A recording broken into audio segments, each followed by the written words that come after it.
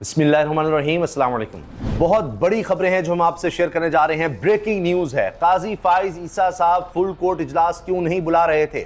उनको पता था कि फुल कोर्ट इजलास में जब तमाम जजेस को बुलाया जाएगा तो मेजॉरिटी जजेस इस वक्त आइन के साथ खड़े हैं, वो सुप्रीम कोर्ट के इदारे के साथ खड़े हैं, वो बाज़मीर जजेस हैं, वो अब काजी फाइसा साहब का साथ नहीं देंगे। उनको पता था, वरना पहले वो बुला लिया करते थे इजलास। अब खबर यह आई है कि फुल कोर्ट इजलास तो होगा। काजी फाइसा साहब को जजेस लिखेंगे कि फुल कोर्ट इजलास बुलाया जाए, और अगर काजी साहब नहीं बुलाएंगे तो फिर तमाम जजेस बाकी वो सब मिलकर ये इजलास बुलाएंगे, और फिर तारीख का सबसे बड़ा झटका होगा मौजूदा निज़ाम के लिए भी, इस बदबूदार गंदे गलीज निज़ाम को भी, और इसके साथ साथ काजी फाइसा साहब के लिए भी। एक और खबर यह है कि जस्टिस मुनीब अख्तर साहब ने एक और ख़त लिख दिया है, एक और ख़त लिख दिया रजिस्ट्रार को, और उन्होंने कहा है कि जब मैं बेंच में गया ही नहीं तो किस तरह से मेरी हाजिरी लगी हुई है, और ये तो कोई समाअत हो ही नहीं सकती। जब मैं गया ही नहीं तो 4 रुकनी बेंच समाअत कर नहीं सकता था। ये गैर आईनी है, गैर कानूनी है, ये कैसे हो गया। ये कोई हुक्मनामा नहीं है कि जिसमें कह दिया गया कि जी अब कल फिर कोर्ट बैठेगी और अगर जस्टिस मुनीब अख्तर नहीं होंगे तो नया बेंच बना दिया जाएगा और उस वक्त समाअत हो जाएगी। इतनी जल्दी क्या है? वजह यह है कि 25 अक्टूबर से पहले काजी फाइसा साहब ने अपनी रिटायरमेंट से पहले फैसला देना है, क्योंकि बिलावल भुट्टो ने भी कह दिया 1 या 2 दिन में हमें अक्सरियत मिल जाएगी, 2 तारीख से मिल जाएगी, यानी हॉर्स ट्रेडिंग की इजाजत मिल जाएगी। काजी फाइसा साहब केस का फैसला सुना देंगे कि जमीर फरोशी हो सकती है, मंडियां लग सकती हैं, जो लोग बदकिरदार हैं, बेजमीर हैं, घटिया लोग हैं, जो बिकने को तैयार होते हैं, फ्लोर क्रॉसिंग कर सकते हैं और अपनी जमात को छोड़कर दूसरी तरफ वोट डाल सकते हैं, उनको इसकी इजाजत मिलेगी। यह है असल मामला, उसका इंतजार हो रहा है। लेकिन मुनीब अख्तर साहब ने दूसरा खत लिख दिया है और इस सारी गेम का भांडा फोड़ दिया है। अब चीजें बड़ी तेजी से बदल रही हैं, क्योंकि यही वक्त है कि जब पता लग जाएगा कि कौन आइन के साथ खड़ा है, कौन मुल्क के साथ, मुल्क के इदारों के साथ खड़ा है, कौन आज़ाद अदलिया के साथ खड़ा है, कौन इंसानी हुकूक के साथ खड़ा है। अब इसी दौरान बहुत ज़्यादा एक खबर चलने लग गई, और रिपोर्टर्स के दरमियान ये खबर चलने लग गई कि कोई बड़ा इस्तीफ़ा आ रहा है, या कहा गया इस्लामाबाद हाई कोर्ट के एक बड़े जज जो हैं वो मुस्ताफ़ी हो रहे हैं, और इस तरह की बातें होने लग गई। रात गए ये बहुत ज़्यादा डिस्कस होने लग गया। लेकिन जो हमारी इतलात हैं उसके बारे में आपको बता सकता हूँ कि अभी तक कोई कंफर्म खबर ऐसी नहीं है कि कोई इस तरह से कोई जज जो है, कोई बड़ा जज वो मुस्ताफ़ी हो गया है। बहरहाल जैसी ही कोई इस तरह की खबर होगी वो भी हम आपसे शेयर करेंगे। अब दीगर खबरों की तरफ आते हैं। पिछले 24 घंटों में जो सूरत हाल रही उस पर सबसे मज़ेदार, सबसे आला जुमला सामने आया है सीनियर कोर्ट रिपोर्टर सनात मलिक की तरफ से। उन्होंने कहा है कि दफ़ा 144 लगा देंगे काजी फाइसा साहब। वो इतने घबराए हुए, खौफजदा फिर रहे हैं सुप्रीम कोर्ट में कि दफ़ा 144 लगा देंगे कि 5 जजेस इकट्ठे ना हो सकें, क्योंकि कहीं भी 5 जजेस इनको इकट्ठे नजर आए तो उनके लिए मसला बनेगा। और फिर भी जजेस के चैम्बर की बड़ी निगरानी की जा रही है, कौन क्या कर रहा है। लेकिन लगता है कि अब बहुत देर हो गई है दफ़ा 144 लगाने में, क्योंकि पूरे मुल्क में दफ़ा 144 हुकूमत ने लगाई तहरीक इंसाफ के खिलाफ। अब सुप्रीम कोर्ट में काजी फाइसा साहब अपने जजेस के खिलाफ ही दफ़ा 144 लगाते। उससे पहले हमने आपको बता दिया है कि खबर आ गई है कि अब फुल कोर्ट रेफरेंस के लिए, फुल कोर्ट इजलास के लिए तमाम जजेस को बुलाने के लिए जजेस ही खत लिखेंगे, सब जजेस। और प्रैक्टिस एंड प्रोसीजर ऑर्डिनेंस, यानी जो जरदारी साहब ने कहा है, जो शहबाज साहब ने कहा है कि जी अब सुप्रीम कोर्ट इस तरह से चलेगी, तो अब उनके तहत सुप्रीम कोर्ट चलाने का ये जो ऑर्डिनेंस उसकी तरफ से आ गया, उनकी तरफ से हुक्मनामा आ गया है, इसको आज़ाद अदलिया, आज़ाद जजेस, आइनी जजेस, बाज़मीर, बाकिरदार, मुल्क के साथ वफादार, अदालत के साथ, आइन के साथ, सुप्रीम कोर्ट से वफादार जजेस इसको चैलेंज करने जा रहे हैं। और अगर फिर काजी फैसल साहब इस पर नहीं आते, ख़त के बावजूद फुल कोर्ट इजलास नहीं बुलाते, तो फिर ये जजेस खुद से इस पर आगे बढ़ेंगे।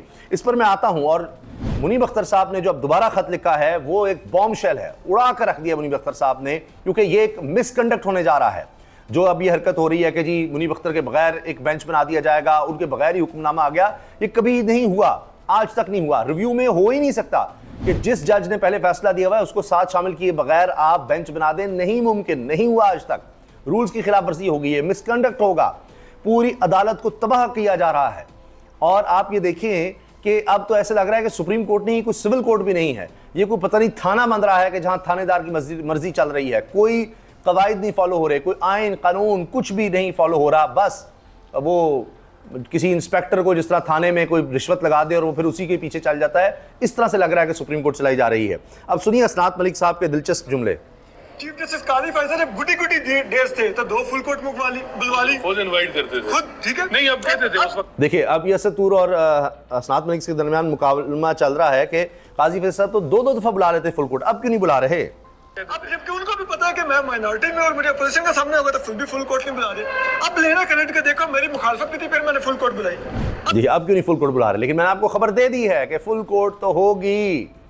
और अगर ये बेंच बनाते भी हैं मुनीब अख्तर साहब के बगैर तो उसके बाद जो रद्द मलाना है शौक पूरा कर लें। अब देखिए क्या होने जा रहा है। ये मुल्क है, रियासत है, यहाँ 25 करोड़ आवाम की उमंगें हैं, उम्मीदें हैं। इस तरह से आप उसको पामाल नहीं कर सकते। इस मुल्क ने बड़ी आमरीत देख ली है, बड़ी तबाही देख ली है, लेकिन अब ये कौम आइन के साथ खड़ी होगी, अपने हुकूक के लिए खड़ी होगी और इंसानी हुकूक के साथ खड़ी होगी, अपने हक के लिए ये खड़े हैं।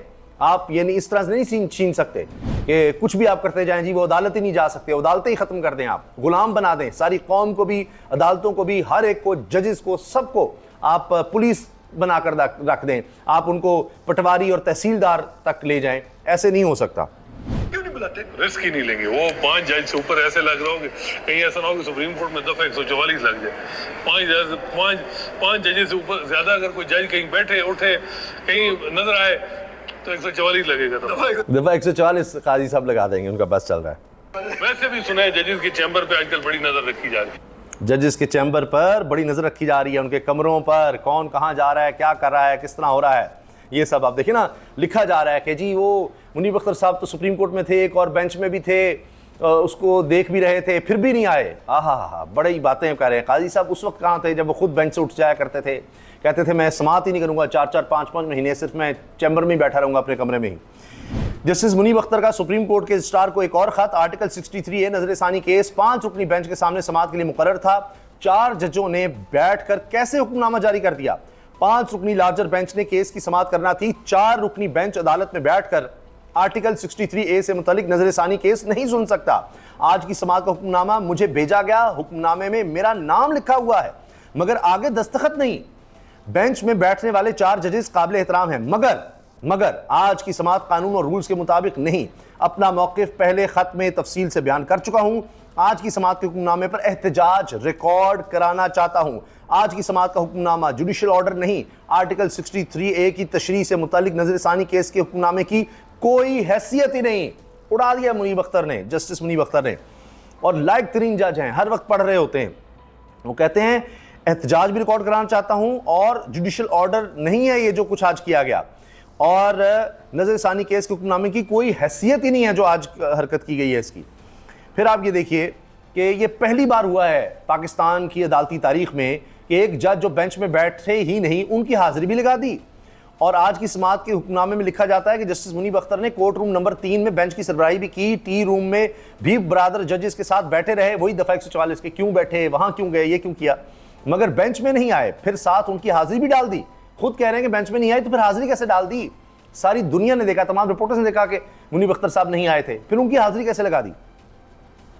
तो जनाब अब ये काजी फैसल साहब जो हैं ये जो काम कर रहे हैं इसलिए कह रहे हैं तजादात का मजमुआ है, और जो कुछ हो रहा है इसके बारे में कहा जा रहा है कि ये संगीन नौइयत का मिसकंडक्ट है। कमर मेकन लिख रहे हैं, जो लोग कोर्ट रिपोर्टिंग करते हैं, इसको समझते हैं, दहाइयों से वाबस्ता हैं, वो ये बातें अब कर रहे हैं। इसके अलावा जनाब एक बहुत बड़ी खबर जो है, जो आप देखेंगे आइंदा दिनों में और ज़्यादा आपको सुनने को मिलेगी, जिस पर लोग आवाज़ उठाएंगे, कि नया जेल सुप्रिटेंडेंट आया है अंजुम गफूर।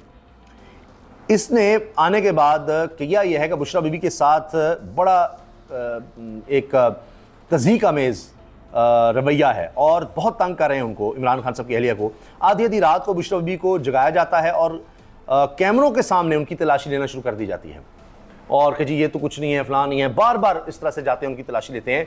फिर उनकी शिकायतें लगवा रहे हैं कि जी ये तंग करती हैं, गालियां देती हैं, फलां करती हैं, और आइंदा मीडिया के सामने लाएंगे कि जी देखें ये तो बड़ी नेक पारसा पर्दादार खातून बनती हैं, लेकिन ये तो गालियां देती हैं, फलां करती हैं।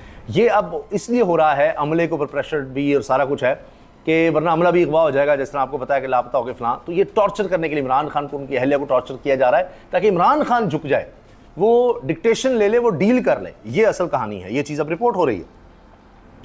अच्छा, इसके साथ साथ आप देखें कि इमरान खान जनाब ये करता है वो करता है, और इस पर आप देखें कि एक एहतजाज मौखर कर दिया है। किस वजह से? कि जी इंग्लैंड की टीम आ रही है, सिर्फ इस वजह से। बाकी शहरों में होगा। तहरीक इंसाफ ने 2 अक्टूबर को मुल्तान में होने वाला एहतजाज मौखर किया है। पीटीआई के रहनुमा ओन अब्बास बपी का कहना है कि इंग्लैंड क्रिकेट टीम की आमद की वजह से मुल्तान में एहतजाज को मौखर किया। 2 अक्टूबर को इंग्लैंड की टीम ने दोपहर 2 बजे मुल्तान में लैंड करना है।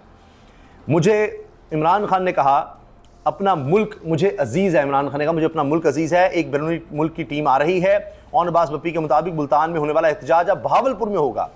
इससे पहले इमरान खान ने मियांवाली, फैसलाबाद और मुल्तान में पुरअमन एहतजाज का कहा था 2 अक्टूबर को। अब चूंकि वहाँ इंग्लैंड की टीम आ रही है मुल्तान में, तो अब भावलपुर में होगा एहतजाज। तो आप देखिए कि इतना ख्याल वो कर रहे हैं कि ताकि वो कोई मसला ना हो। हुकूमत ने तो फिर सारी सड़कें बंद कर देनी है, बड़ा मसला हो जाना है, तो इसलिए उन्होंने कहा कि ये ना किया जाए। एक बड़ी दिलचस्प चीज़, मैंने ये तो खबर आपसे शेयर कर दी है ना कि इस्लामाबाद हाई कोर्ट का अभी तक कोई इस्तीफ़े का नहीं है, कोई बड़ा इस्तीफ़ा अभी तक किसी जज का अभी तक कंफर्म नहीं है। होगा तो हम इंशाल्लाह आपको ज़रूर बताएंगे। आप हमें सपोर्ट करते रहिए और हमारे चैनल को फॉलो ज़रूर करें। अब प्रैक्टिस एंड प्रोसीजर ऑर्डिनेंस पर सुप्रीम कोर्ट के जजेस की अक्सरियत का चीफ जस्टिस काजी फैसल को फुल कोर्ट इजलास बुलाने के लिए वज़रिया ख़त मुतालबा करने का इम्कान, ये खबर हमने आपको दी है। और अगर फुल कोर्ट इजलास फिर ना बुलाया गया तो फिर माइनस चीफ जस्टिस काजी फैसल माइनस, और उनके अलावा अक्सरियती जजेस खुद इजलास बुलाकर फिर फैसला करेंगे।